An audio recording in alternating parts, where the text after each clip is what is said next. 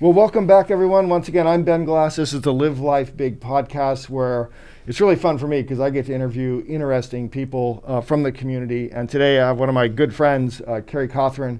I call Carrie the Fixer because Carrie is a physical therapist. She's helped me a lot as I get older and have niggling injuries. I helped a bunch of my family members. And she currently works out of the Halo Fitness Experience in Burke. She's really cool. So, Carrie, thanks for carving out some time to come over. No, thanks for having me.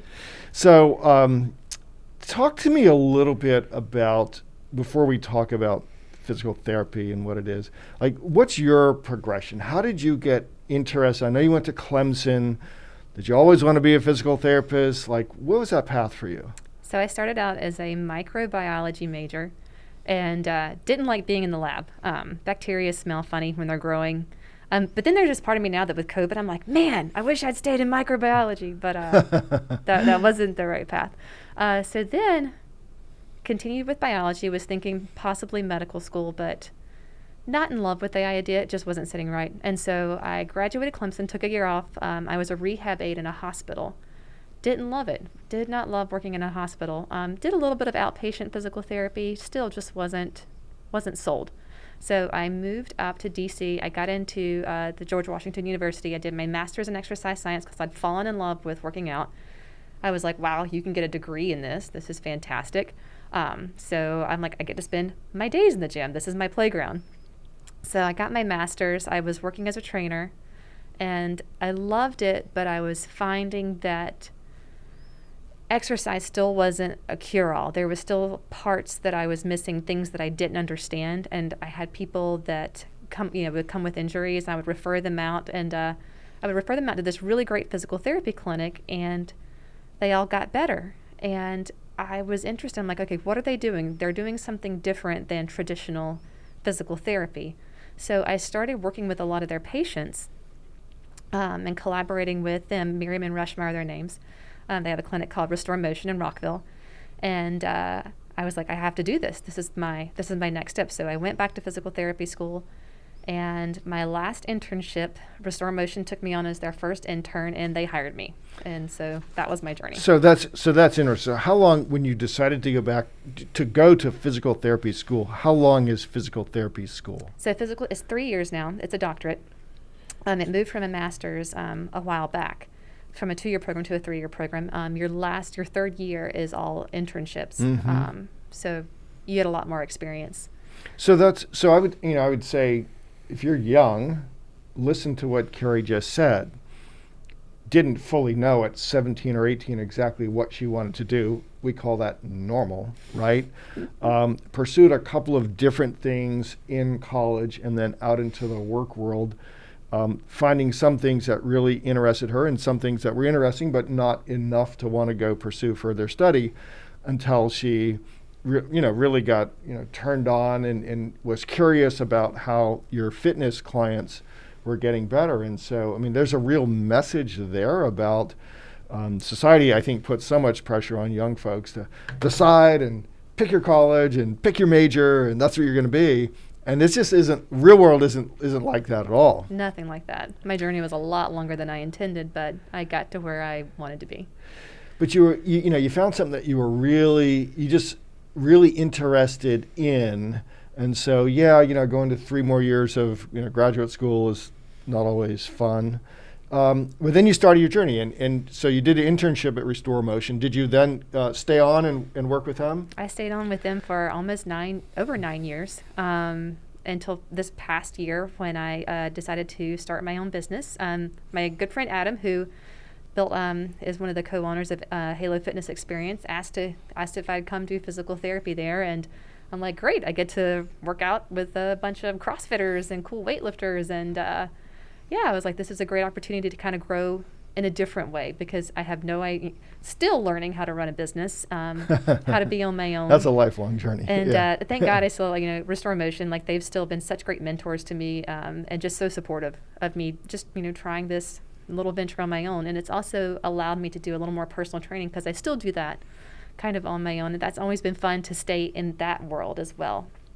So it's given me flexibility to kind of straddle the physical therapy and personal training worlds. When you were growing up, Mhm. were you like a tomboy? Did you play a whole bunch of sports? Because we'll talk about the kettlebell work and the training, personal training that you do and you train on. But well, is that what you were? No, I wanted to be a librarian.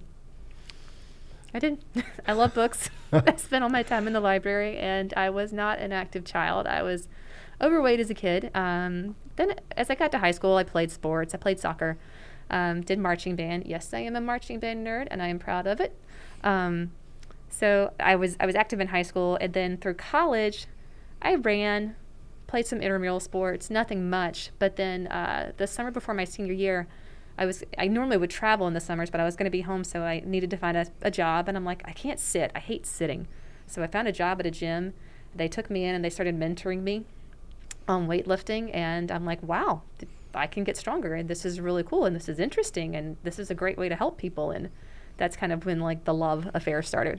It's just another great lesson, that Carrie just taught here in that for physical fitness and for human beings for physical fitness. You don't have to have been, a top athlete when you were 8 to 18. It's something that you can start really at any time in your life. And, my experience has been, again, you find something in the fitness world that you like doing, and then oftentimes working with somebody like Carrie to help, kind of maximize that, whether it's, playing adult soccer or being a swimmer or being a crazy CrossFitter, because that is a crazy world. Mm-hmm. And then, working to maximize those hours that you're going to spend. And you and I met, Adam introduced me to you at Halo. Mm-hmm. And that's cool. And let's just go back for a second to the whole librarian thing, because you and I will often just talk about some of the most, I think, esoteric books, Eckhart Tolle, the Anam Cara book. Oh, John O'Donohue. Yeah, you've introduced me to a lot of as we talk about health and fitness and the whole spiritual world and the one life. It's just interesting. She's just like really an interesting person, and so we've had great conversations there as well. Talk about now you mentioned being introduced to the gym and to weightlifting, and your sport within the weightlifting world is kettlebell. Mm-hmm. And so for those who don't know what a kettlebell is, like, what is that all about? So I started doing kettlebell training probably 7 years ago. When I moved to Prairie, I first did triathlons, and that was a great way to meet people. And then I was just ready for something different. And so I had friends that were doing kettlebell training, and they were going through Strong First to get their kettlebell certifications. And I'm like, well, I need something to train for. Like, I need a goal. Right. And so I started working with my trainer at Functional Fitness in Virginia. His name's Kayvon Adebaki. Absolutely just brilliant guy. And he taught me all of the basics, all the complex moves. And I did my level 1 and 2 certifications through Strong First with his help.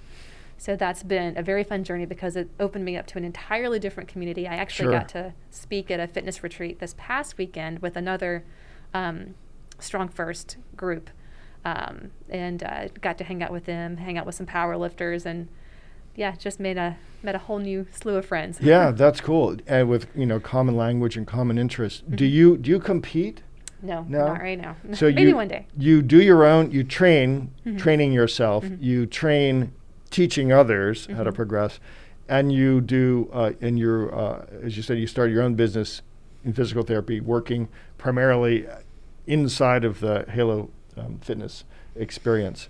So let's talk about physical therapy. Mm-hmm. If you haven't ever had a physical therapist, you might not even know. You might kind of have a picture of what they do. But is physical therapy just always about injuries and rehabbing from injuries? No, not at all. It doesn't. It really. The opportunity that I want to create, especially at Halo, is for people to come when they start or when they're concerned about their movement. So before an injury even occurs, just, my squat feels off a little bit, or, in the workout the other day, I felt a little something in my shoulder here. because if you can help people before the injury occurs, you can save them a lot of time and a lot of pain. So I like the idea of being able to supplement what everyone is doing at Halo. Looking to maybe one day figure out how I can provide some type of classes for shoulder strength and stability, core strength stability, just basic stuff that's going to supplement the workouts people are already doing and hopefully be more geared towards injury prevention. Yeah, so that's one of the benefits of working with physical therapists like you. I mean, if you are in the gym world, CrossFit, Strong First world, is that you're an expert on those movements, how the body is supposed to be doing those movements to maximize efficiency and minimize injury. And so it's not just about, oh, here's your exercises and let's go do that. Talk to us about so a lot of, is it true that a lot of the folks that you're seeing now at Halo are from that community? Yes, a lot of them are right now. Mm-hmm. So this is a huge gym where people actually come to do work. It's not like there's just machines and you go around while you're watching your cell phone. I mean, this is focused fitness, either on the CrossFit side or what do they call the other Peak. side? The peak, Mm-hmm. the peak side. So people work very hard. It's a huge community in Burke. And so somebody who comes to you like out of the gym, Mm-hmm. what are you doing on an initial visit and like, what are you thinking about? Mm-hmm. So initially, whenever I meet somebody, of course, I want the history of the injury, and of course, I want to know their entire medical history. Even stuff back as early as as a childhood, because it's all relevant. Because sometimes trauma, different injuries, they stay with the body, and they affect you throughout your life. They affect your posture. They affect how you move. They affect how you are in the world. So I like to kind of go through, get a really good history. I'm also, trying to figure out, okay, well, what other stressors does this person have in their life? Do they have a lot of job Right. stress? How are they reacting during the pandemic? Like, what other load do they have on them that could affect their healing? And then I really want to understand what it is they can't do and what they want to do. I feel like for a long time in physical therapy and a long time in the medical world, there was just a lot of fear-based language of like, oh, well, you shouldn't do that. Oh, that deadlift looks too heavy. That's going to hurt your back. Or really, we shouldn't be pressing that much weight overhead. And that's You're all. too old to do this. And that's all. That's all. Gonna hurt yourself. There's no research behind any of that. Yeah. There's no evidence. So if somebody comes in and they have a goal, I don't want them to be afraid of moving. I don't want to say anything that is going to make them fearful, because then they'll start self-limiting more and more and more. And that leads to more injury and less fitness. So my goal is like to establish what their goals are and help them have a path, help them to see a path to get back to that. And to also know that if I can't help them, I will find somebody that can. Sure. So one of the things that impressed me, and we'll talk about dry needling here in a minute, but it's just that, at the end of every session, you would have like, one or two or three things for me to think about and work on. So it was always very simple, very doable, and helped a lot. And just, for example, I've talked about this before here, but for almost a year I had a chronic left shoulder injury. Eventually we got an MRI. It was torn rotator cuff. Last December, you introduced me to John Broussard. Dr. Broussard did a stem cell transfer from one part of my body to my shoulder. And it was painful. We did a lot of work, but I tell you, I have 100% no pain in the left shoulder. And you remember, there were times I'm like, Carrie, man, is this ever going to get better? And you go, yeah, I promise you it will get better. So thank you for that. But I really didn't think it would ever get back to 100% no pain. And I'm there. And one of the two things I want to talk about. So one of the things that I experienced, and others who have worked with you, who I've talked to, experiences, your touch is very light.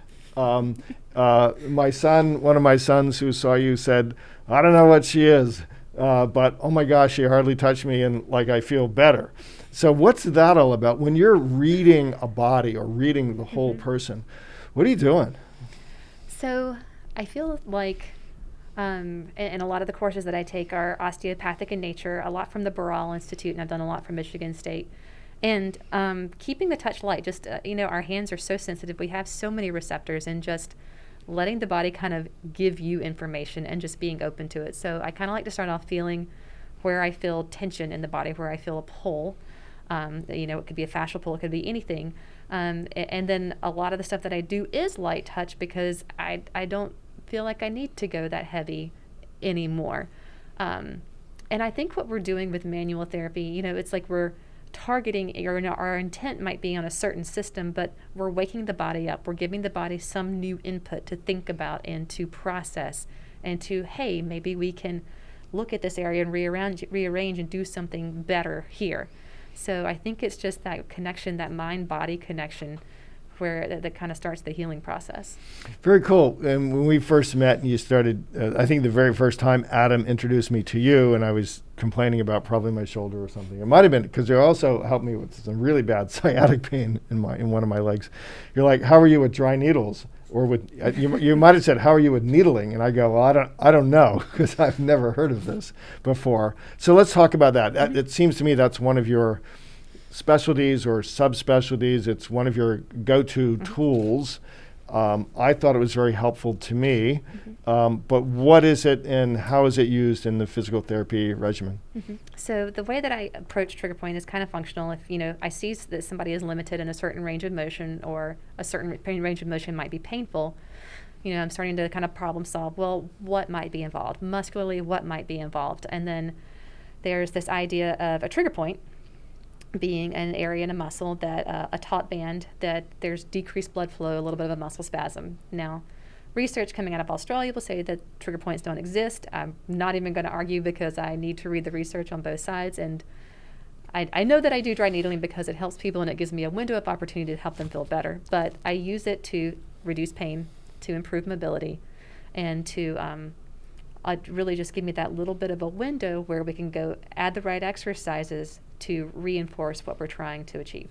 Yeah, I mean, no matter what the quote research is showing, you've had tremendous success with patients. I experienced success with it. It's not always the most fun. It's not fun. thing. No, it's Especially when the gym is in the winter time. The gym's about 48 degrees, feels like, and they're playing like torture music. Yeah, there, you're and heavy metal. Carrie's got a here comes the needle. You talked about this a little bit earlier, but someone who's a weekend warrior athlete, and they'll wake up on Monday after a weekend and something, it's a little bit different. It's not just an achy, hamstring. It's not just muscle soreness. When should they, or how should they think about, gee, I should go and see somebody like you versus, oh, maybe in a couple days this will work itself out. What's your recommendation there? So my recommendation is if you wake up and something doesn't feel quite right and it really doesn't go away within that 24 to 48 hours, and then the next time you work out you're like, it's still there, I would go see somebody sooner than later, because if you can deal with that earlier on, then you can supplement your exercises, you can change what you're doing in the gym. And a lot of times most injuries, especially in the gym, well anywhere, it's load progression. It's that we go too hard, too That's fast, right. or we back off. It's called ego. Well, and it truly is like, like tendon injuries, like tendinitis or tendinopathies, they see them from overuse, where you do too much, or where you back off and you do too little. It's this an acute increase or decrease in activity. And so just helping people kind of moderate and be comfortable understanding that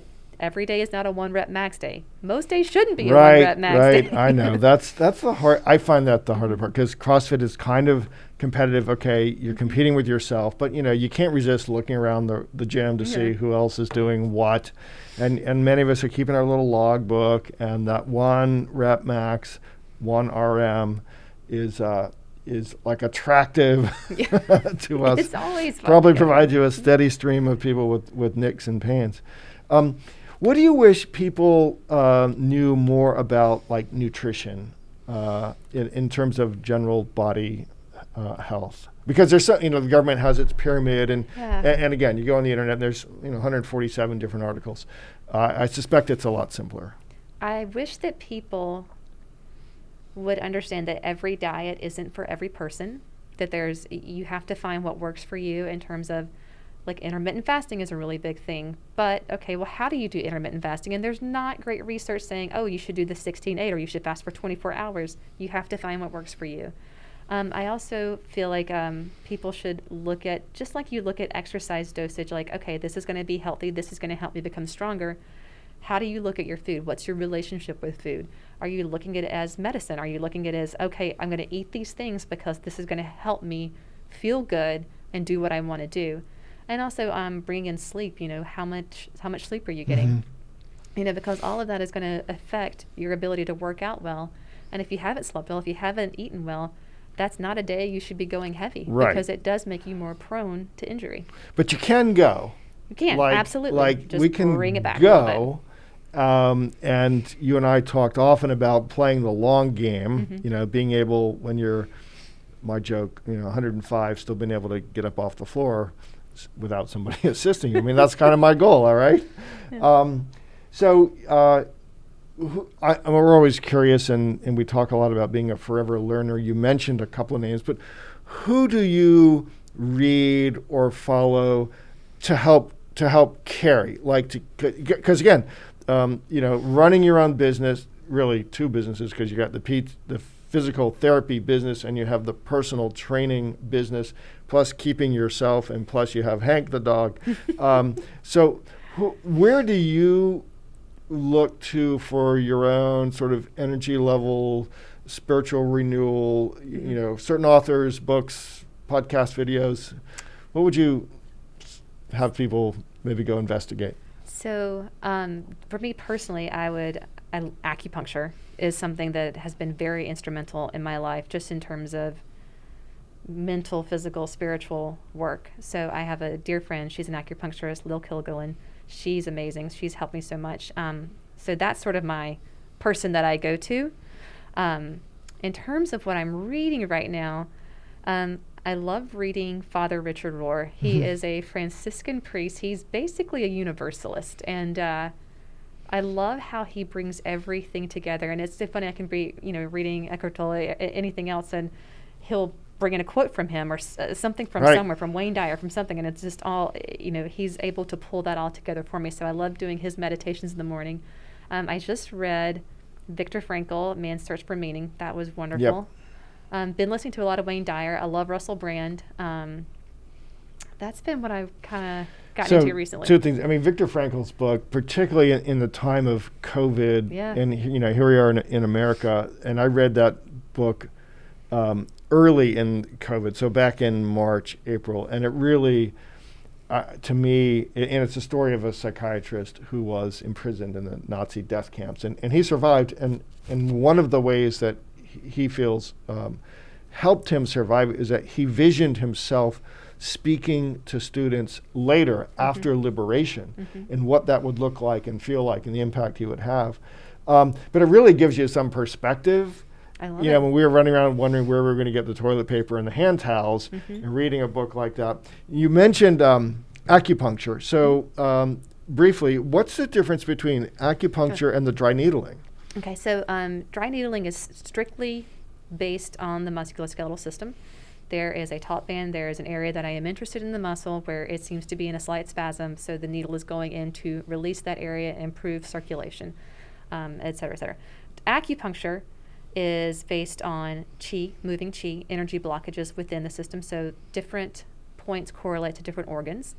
And so it's kind of this holistic way of looking at the body and how can you help the health of the organs, and then help that with doing the physical health, help the mental and spiritual and emotional levels. Awesome. And you've said you've benefited a lot so from much. that. So much. Okay, so if folks want to find you, so Halo Fitness Experience is a great gym. It's in Burke, Virginia. How else might they find you, and if they want to chat, see you, for physical therapy? And I don't even know how open you are, because I know that you're very busy. She's very popular, has lots of clients, and in both the physical therapy and the personal training world. But if they want to search you out, what's the best way to get in touch with you? The best way is to email me. So it's Carrie, Carrie, @halofitnessexperience.com. That is the easiest way to grab me quickly. I guarantee it'll be an experience. You will find it very interesting. You get better. Carrie, thanks for coming by. Thanks so much.